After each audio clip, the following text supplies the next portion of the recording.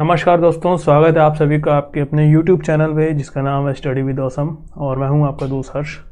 तो दोस्तों, आज की इस वीडियो में हम लोग पढ़ने वाले हैं बारंबारता बंटन सारणी के बारे में, जो कि डीएलएड सेकंड सेमेस्टर के पॉइंट ऑफ व्यू से बहुत ही ज़्यादा इंपॉर्टेंट है। और जो भी विगत हमारी गणित की परीक्षा हुई थी उसमें भी ये प्रश्न इससे आया था। और सभी को दिवाली और भैया दूज की हार्दिक बधाई और शुभकामनाएं मेरी तरफ से।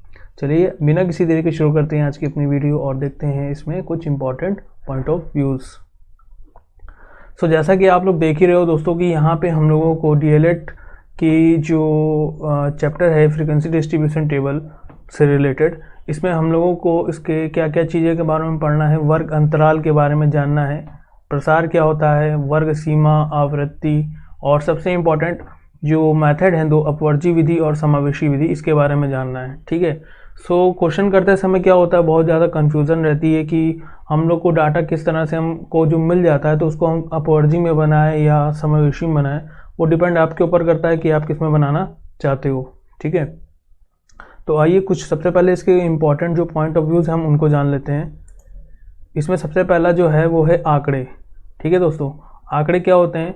आंकड़े वो होते हैं जो भी हम लोग को डाटा दिया जाता है। जैसे मान लीजिए कि एक स्कूल है, स्कूल में पढ़ने वाले 50 विद्यार्थी हैं, तो उनके अगर हमें नंबर मिल जाते हैं, जैसे कि मान लो 20, 25, 30, इस तरह से 50 विद्यार्थियों के जो आंकड़े मिलते हैं, डाटा मिलता है मार्क्स का, तो वो हमारे क्या होंगे, आंकड़े कहलाएंगे। अब आंकड़े किसी भी चीज़ के हो सकते हैं, ज़रूरी नहीं स्कूल के बच्चों के मार्क्स ही हो, वो आपका किसी कंपनी से रिलेटेड, उसकी सेलिंग या विक्रय से रिलेटेड हो जाएगा। ठीक है। तो जो भी हमें डाटा होता है उसको हम लोग हिंदी में आंकड़ों के नाम से रूप जानते हैं। अब ये आंकड़े क्या होते हैं? ये आंकड़े जो हैं दो तरह के होते हैं। ठीक है। इन आंकड़ों को हम लोग दो तरीके से जानते हैं। तो सबसे पहला जो डाटा होता है उसको हम लोग बोलते हैं वर्गीकृत आंकड़े। ठीक है। दूसरा होता है अवर्गीकृत। तो सबसे पहले मैं आपको अवर्गीकृत के बारे में बता देता हूँ। जैसे फॉर एग्जांपल, अगर मैं किसी क्लास के या स्कूल के 50 या 20 बच्चों के मार्क्स पर किसी एक सब्जेक्ट के मार्क्स को लिखूँ, जैसे मान लो 20 इनके हिंदी के सब्जेक्ट के मार्क्स लिख रहा हूँ, 20, 30, 40, 50, इस तरह से 10 बच्चों के मार्क्स हैं। तो यहाँ पे आप देख रहे हो कि ये जो मार्क्स लिखे हैं क्या हैं, इंडिविजुअल हैं सबके लिखे हुए। ठीक है। तो ये जो डाटा होगा ये क्या कहलाएगा, अवर्गीकृत आंकड़ा कहलाएगा या आंकड़े कहलाएंगे। अब वर्गीकृत में क्या होता है कि कुछ बच्चे होते हैं, जैसे मान लीजिए फॉर एग्जांपल मैंने कहा कि 40 से 50 के बीच जितने भी हैं बच्चे हैं, कितने बच्चे हैं जिनके इतने नंबर आए 40 से 50 के बीच में, तो उनकी संख्या आपको दे देगा। मान लो 5 बच्चे हैं, 5 स्टूडेंट्स हैं जिनके नंबर रहे होंगे 42, 43, ठीक है, 44, 45, इस तरह से रहे होंगे। तो ये क्या है, ये जो अब आंकड़े आपको दिख रहे हैं ये सब क्या है, इस वर्ग के अंतर्गत आते हैं ना। तो ये जो वर्ग के अंतर्गत आंकड़े जब इस तरह से दिए जाते हैं तो इस फॉर्म को, डाटा को हम लोग कहते हैं वर्गीकृत डाटा, जिसको हम लोग इंग्लिश में कहते हैं ग्रुप डाटा, और अवर्गीकृत को हम लोग क्या पढ़ते हैं, अनग्रुप डाटा। ठीक है। अब नेक्स्ट है वर्ग अंतराल। वर्ग अंतराल क्या होता है? तो दोस्तों, जब भी हम लोगों को इस तरह से डाटा मिल जाता है तो फ्रीक्वेंसी डिस्ट्रीब्यूशन टेबल में हम लोगों को एक कॉलम बनाना होता है जिसको हम लोग क्लास इंटरवल कहते हैं। ठीक है। इस क्लास इंटरवल के अंतर्गत क्या करते हैं हम लोग, सिमिलरली जो भी डाटा होता है उसके हम कुछ अंतराल, वर्ग अंतराल बना लेते हैं। जैसे 10 से 20 का एक वर्ग अंतराल होता है। ठीक है। 20 से 30 का होता है। तो इसको लिखने की हमारी दो विधियाँ होती हैं, जो कि अभी हम लोग अभी नेक्स्ट स्लाइड में जानेंगे, अपवर्जी और समावेशी में।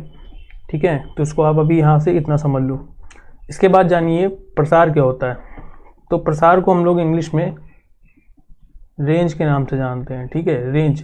तो रेंज क्या होता है, जो भी आपका डाटा दिया होता है, मान लो हमारे पास एक डाटा जिस तरह से देते हैं, अनग्रुप डाटा देते हैं 2, 4, 6, 8, 10। ठीक है। तो हमें क्या निकालनी, रेंज निकालनी। तो रेंज के लिए फॉर्मूला क्या होगा, रेंज को R से शो करते हैं, range equals to maximum value minus minimum value. मतलब मैक्सिमम वैल्यू क्या है हमारे पास, मैक्सिमम में अगर हम क्या कर दें, मिनिमम को माइनस कर दें, तो 10 में से आप 2 माइनस करोगे कितना बचेगा, आपको 8 आएगा ना।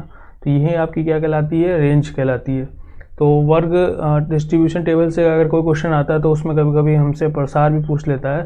तो प्रसार में आपको याद ये रखना है कि मैक्सिमम वैल्यू में जब हम मिनिमम वैल्यू को माइनस कर देंगे तो हमें क्या मिलता है, रेंज मिलता है। ठीक है, इसके बाद आता है दोस्तों वर्ग सीमा। वर्ग सीमा क्या होता है दोस्तों, जब हम लोग वर्ग अंतराल बनाते हैं तो मान लीजिए हमने एक वर्ग अंतराल बनाया 10 से 20 का, ठीक है, फिर अगर इसके बाद हमारा दूसरा है वर्ग अंतराल 20 से 30 का। तो आप ये जो देख रहे हो यहाँ पे 10 से 20, ये जो 20 होता है इसको हम लोग बोलते हैं अपर लिमिट। क्या कहते हैं, अपर लिमिट।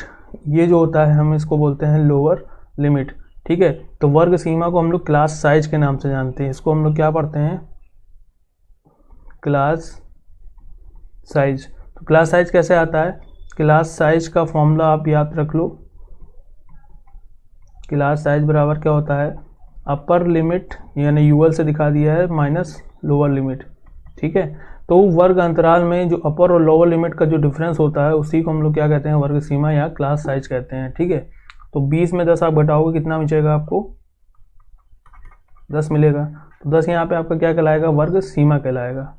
नेक्स्ट है आवृत्ति। ठीक है, तो देखिए आवृत्ति में क्या होता है, जब हम आपस को डाटा इस तरह से दे दें, जैसे मान लो 2 2 3 4 4 2 5, इस तरह से कोई डाटा आपको फॉर एग्जांपल दिया हुआ है, तो यहाँ पे मेरे को फ्रीक्वेंसी बतानी है कि यहाँ पे 2 कितनी बार रिपीट हो रहा है। तो आवृत्ति का मतलब होता है रिपीटिशन, जिसको हम लोग इंग्लिश में क्या कहते हैं, फ्रीक्वेंसी कहते हैं। ठीक है, इसी के नाम से हम लोग का जो फ्रीक्वेंसी डिस्ट्रीब्यूशन टेबल बनता है तो उसमें फ्रीक्वेंसी वर्ड आता है। तो यहाँ पे अगर आप देखो तो 2 की जो डाटा है 2 कितनी बार आ रहा है, एक बार यहाँ है, 2 बार हो गया यहाँ पे, और ये 3। तो यहाँ पे आपकी जो 2 की फ्रीक्वेंसी है, फ्रीक्वेंसी ऑफ 2 वो कितनी रहेगी, 2 की जो फ्रीक्वेंसी आएगी वो कितनी रहेगी आपकी, 2 रहेगी। ठीक है, सॉरी 2 की फ्रीक्वेंसी 3 रहेगी। और इसी तरह 4 आया था, वहाँ पे 4 की फ्रीक्वेंसी मेरे को 4 कितनी बार दिख रहा था, 2 बार रिपीट हो रहा था। तो किसी भी डाटा का जो रिपीटिशन जितनी बार होता है वो उसकी क्या कहलाता है, आवृत्ति या फ्रीक्वेंसी कहलाता है। ठीक है गाइज, अब अपने इम्पोर्टेंट टॉपिक पे आ जाते हैं जो कि है हमारा समावेशी और अपवर्जी वाला। ठीक है, देखिए समावेशी और अपवर्जी में देखिए हम लोग क्या जानना है। ठीक, समावेशी विधि जो होती है दोस्तों, इसको हम लोग कहते हैं इंक्लूसिव मेथड के नाम से भी जानते हैं। ठीक है,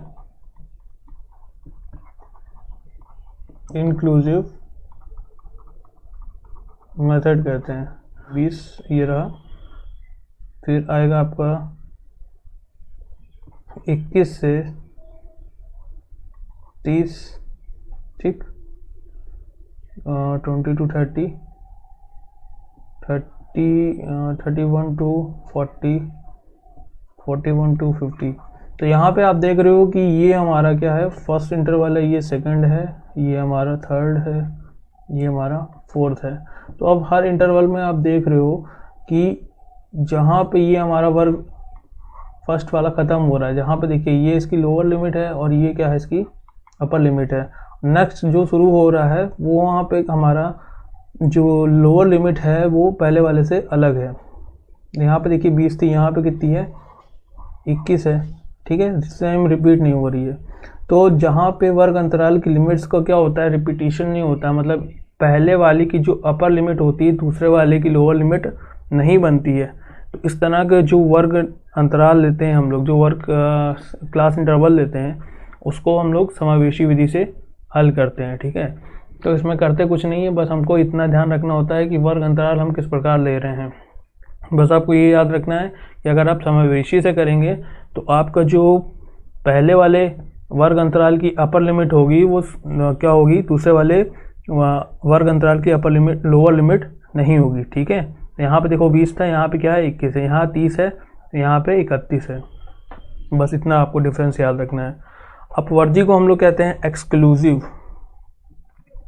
क्या कहते हैं, एक्सक्लूसिव मेथड। इंक्लूसिव में क्या होता है, इंक्लूड वर्ड से मिलके बना हुआ है, और जो आपका ये एक्सक्लूसिव है ये एक्सक्लूड वर्ड से मिलके बना हुआ है। ठीक है, एक्सक्लूड। अब एक्सक्लूड में क्या होता है, जो वर्ग अंतराल लेते हैं, जैसे आप 10 से 20 ले रहे हो तो यहाँ से जो दूसरा वर्ग अंतराल शुरू होगा वो कहाँ से शुरू होगा, पहले वाले की अपर लिमिट ही दूसरे वाले के लिए लोअर लिमिट होती है। तो 20 यहाँ पे अपर लिमिट है पहले वाले के लिए, फर्स्ट के लिए, तो सेकंड वाले के लिए क्या है, ये लोअर लिमिट बन गया है, ठीक है। तो थर्ड वाले के लिए क्या होगा, जो पहले सेकंड वाले की अपर लिमिट थी वो थर्ड वाले के लिए लोअर बन जाती है। तो जब हम वर्ग अंतराल इस प्रकार लेंगे तो इस मेथड को हम लोग क्या कहते हैं, अपवर्जी विधि कहते हैं। अब इसमें होता क्या है, देखिए 10 से 20 में क्या होता है, जब अगर डाटा की बात करें, फॉर एग्जांपल मान लेते हैं 10 से 20 के बीच में डाटा हमको मिल रहा है 11, 20, 15, 10। तो इसमें क्या हो रहा है कि आप अब देखोगे कि हमारे पास 10 से 20 में कितने डाटा दिख रहे हैं, सभी हमारे पास क्या है 10 से 20 के बीच में है। तो हम 10 को भी इंक्लूड करते हैं और 20 को भी इंक्लूड करते हैं, साथ ही साथ इनके बीच के जो भी नंबर आ रहे होते हैं उनको भी इंक्लूड करते हैं। तो यहाँ पे अगर हम इसकी फ्रीक्वेंसी की बात करें तो इसकी फ्रीक्वेंसी क्या रहेगी आपकी, 1 2 3 4, ठीक है, तो 4 रहेगी। इस प्रकार लेते हैं। और अपवर्जी में क्या होता है कि दोस्तों यही सेम डाटा के लिए अगर मैं बात कर लूँ तो यहाँ पे आप 10 को तो इंक्लूड करोगे, 11 को भी इंक्लूड करोगे, 15 को भी इंक्लूड करोगे, मगर 20 को इंक्लूड नहीं करोगे, ठीक है। तो अब लोअर लिमिट के साथ और जो अपर लिमिट से पहले वाले जितने भी आपके डाटा आएंगे वो सब को आपको क्या करना होता है, इंक्लूड करना होता है अपवर्जी में, ठीक है। समावेशी में हम सबको इंक्लूड करते हैं और अपवर्जी में हम क्या करते हैं, अपर लिमिट छोड़ के लोअर लिमिट और बीच के सारे डाटा को हम लेते हैं। तो यहाँ पे अगर मैं इसके लिए फ्रिक्वेंसी लिखूंगा तो कितनी हो जाएगी, देखिए आप 10 को लोगे, 11 को लोगे, 15 को लोगे, 20 को नहीं लोगे, क्योंकि अपर वाली को क्या करते हैं हम लोग एक्सक्लूड कर देते हैं। तो यहाँ पे आपकी आ जाएगी फ्रिक्वेंसी 3। सो ये आपको अभी मैं क्वेश्चन बताऊँगा तो उसमें आपको ज़्यादा समझ में आएगा। मैंने जो क्वेश्चन लिया है वो अब की बार जो पेपर हमारा निरस्त हुआ है उसी क्वेश्चन को लेकर मैं इसको सॉल्व करने वाला हूँ। सो ये यहाँ पर ये हमारे पास क्वेश्चन है, यहाँ पे बोल रहा है कि निम्नलिखित आंकड़ों के लिए 5 का वर्ग अंतराल लेकर बारंबारता सारणी बनानी है, ठीक है। तो बारंबारता सारणी में सबसे पहले आपको याद रखना है कि उसके क्या क्या कॉलम्स रहते हैं। सो सबसे पहले मैं पेन का कलर चेंज करूँ, चलिए ठीक है, ब्लू ले लिया। तो देखिए सबसे पहले क्या रहता है, आपका सीरियल नंबर चलता है, उसके बाद आपका चलेगा क्लास इंटरवल, फिर आएगा आपका टैली मार्क्स एंड देन आएगा आपका फ्रीक्वेंसी,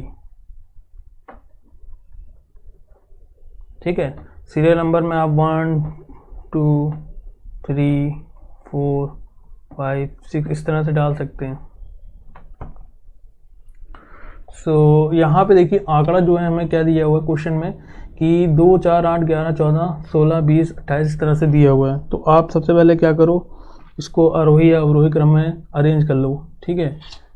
तो आरोही अवरोही में अगर मैं इसको अरेंज करूँगा तो हमारे पास अरेंज करने पे कुछ इस तरह से बनेगा। देखिए 2 4 8 11 14 16 20 तक तो सेम है, फिर 25, फिर 28, फिर 30, फिर 40, फिर 48, ठीक है। तो 2 4 6 1 2 3 4 5 6 7 8 9 10 11 12 है टोटल वैल्यूज हमारे पास।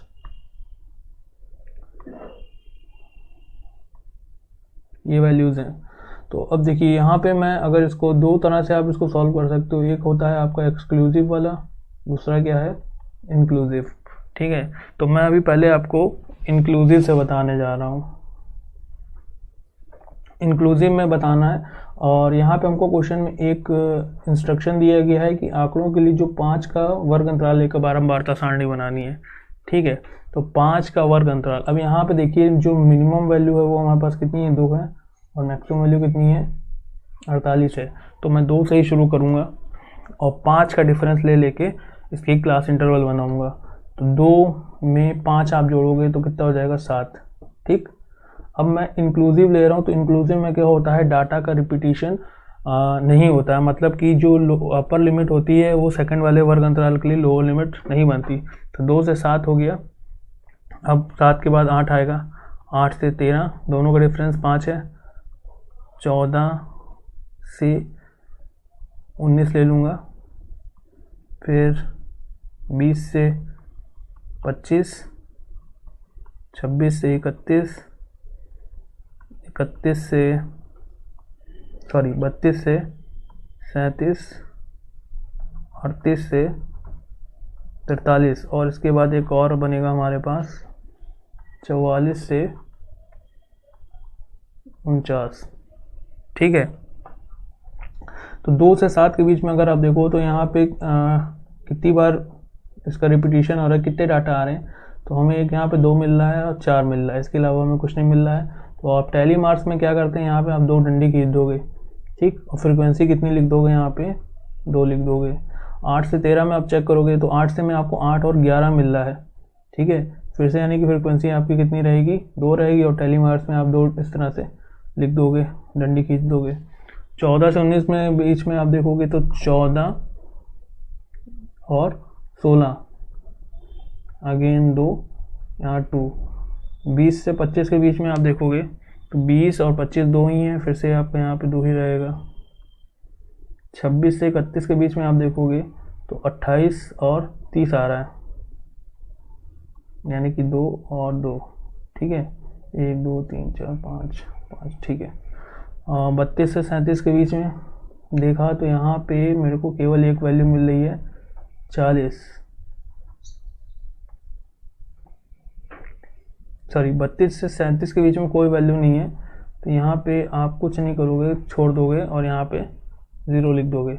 और 38 से 43 के बीच में अगर आप देखो तो यहाँ पे भी आपको कोई वैल्यू नहीं मिल रही है, एक वैल्यू मिल रही है, 40 है मिल रही है, ठीक है, यहाँ पे 40 मिल रही है, तो यहाँ पे मैं 1 लिख दूँगा। और इसके लिए भी मेरे को यहाँ पे एक वैल्यू मिल रही है, तो यहाँ पे मैंने एक फ्रिक्वेंसी टैली मार्क 1 बनाया और यहाँ पे भी 1 लिख दिया। इसके बाद देखिए ये हमारा टैली मार्क्स का जो डिस्ट्रीब्यूशन टेबल है बन गया है। लास्ट में आपको सबसे नीचे क्या करना है, यहाँ पे n इक्वल्स टू जितनी भी ये वैल्यूज़ हैं सबको जोड़ के लिख देना है। तो 2 2 4 2 6 2 8 10 11 12, टोटल हमारे पास 12 वैल्यू थी, और इस तरह से मैंने ये जो डाटा दिया हुआ था इसको फ्रिक्वेंसी डिस्ट्रीब्यूशन टेबल के माध्यम से अरेंज करके लिख दिया। सो गाइज, उम्मीद करता हूँ कि आपको ये क्वेश्चन समझ में आया होगा और आपको इसके बेसिक नॉलेज हुई होगी कि किस प्रकार से हम डिस्ट्रीब्यूशन टेबल को बनाते हैं, ठीक है। अब मैं एक्सक्लूसिव के लिए भी आपको बता देता हूँ कि वहाँ पे एक्सक्लूसिव, अगर आप एक्सक्लूसिव से बनाओगे तो वहाँ पे आप क्या करोगे। सबसे पहले इसको मैं रफ कर दूँ। चलिए एक्सक्लूसिव के लिए देखिए, एक्सक्लूसिव के लिए यहाँ फिर से हमारे पास serial number, class interval, tally mark और फ्रिक्वेंसी चलेगा। 1 2 3 4 5 6 7 8 9। तो देखिए क्लास इंटरवल पहले वाले के लिए हम क्या बनाएंगे, 2 से 5 का डिफरेंस लेके 7, ठीक है। फिर नेक्स्ट क्या बनेगा, 7 से 12, 12 से 12 और 5 17, ठीक है। 17 से आपका 22, फिर 22 से आपका 27, फिर 27 से आपका 32, 32 से आपका 37, 37 से आपका कितना रहेगा, 42, 42 से 47, और इसके बाद लास्ट में 47 से 52, ठीक। अब टैली मार्क्स उसी अकॉर्डिंग हम बनाएंगे। 2 से लेकर 7 में अब हम देखेंगे हमारे पास डाटा कितना आ रहा है। 2 से 7 के बीच में हमारा 2 और 4 आ रहा है, तो हमारे पास फ्रिक्वेंसी टैली मार्क्स में हम 2 डंडी ऐसे खींच देंगे, 1 2, फ्रिक्वेंसी में लिख देंगे 2, ठीक। नेक्स्ट चेक करेंगे 7 से 12 में, 7 से 12 में 8 आ रहा है और 11 आ रहा है, ठीक है। तो लिमिट कोई भी हमारी वैसे आ नहीं रही, लिमिट वाली वैल्यू हमें मिल नहीं रही है, तो इसको आप वैसे ही छोड़ दोगे, जैसे पहले लिखा था उसको वैसे लिख दोगे। यहाँ पे 2 टैली मार्क्स बनाओगे और 2 लिख दोगे, ठीक है। 12 से 17 में चेक करोगे कि क्या कोई वैल्यू है, तो 12 से 17 में मेरे को मिल रही है 14 और 16 मिल रही है, तो फिर से हमारे पास क्या हो जाएगा, 2 हमने डंडी खींच के टैली मार्क्स बना लेंगे और यहाँ पे 2 लिख देंगे, ठीक है। तो इस तरह से कर लेंगे। अब देखिए यहाँ पे फ़र्क क्या आता है, जैसे 12 से 17 में हमारे पास डाटा अगर मान लो 12 मिल रहा है, 11 मिल रहा है और 17 भी मिल रहा है, ठीक है। तो 12 और 11 को तो आप इंक्लूड करोगे, 17 को इंक्लूड नहीं करोगे। तो यहाँ पे 2 डंडी आप इस तरह से खींचोगे और जितनी बार ये डाटा आपका आ रहा है उसको लिख दोगे। अब 17 का क्या होगा, 17 जो है आपका नेक्स्ट वाला जो वर्ग अंतराल आएगा उसमें इंक्लूड करोगे, ठीक है। 17 आपका नेक्स्ट वाले में इंक्लूड होगा। तो मान लो जैसे 17 है, अब आपके पास डाटा है 17, 18, 19 और 22 मिल रहा है। तो 17 आपने अभी छोड़ दिया था इस वाले वर्ग अंतराल के लिए, तीसरे वाले के लिए, चौथे वाले में आप 17 को इंक्लूड कर लोगे। तो 17, 18, 19 आपके 3 डाटा को लिया जाएगा। तो आपको टैली मार्क्स के लिए 3 इस तरह से लाइनें खींचोगे और यहाँ 3 लिख दोगे। सो इतना ही डिफरेंस रहता है। और लास्ट में यहाँ पे भी क्या करते हैं, हम नीचे इसका टोटल कर देते हैं। तो टोटल इसका वही रहेगा जितना आपका डाटा दिया रहेगा, ठीक है। सो बस इतना सा डिफरेंस है, बाकी मैं इनके लिए छोड़ रहा हूँ। ये आप समझ ही गए होगे किस तरह से आपको इसमें करना है। सो गाइस, उम्मीद करता हूँ कि वीडियो आपको पसंद आएगी और आपके लिए अगर ये हेल्पफुल है तो आप इसे प्लीज़ लाइक और शेयर ज़रूर करिए। मिलते हैं इसी तरह की किसी नेक्स्ट वीडियो में, तब तक के लिए बाय बाय, टेक केयर।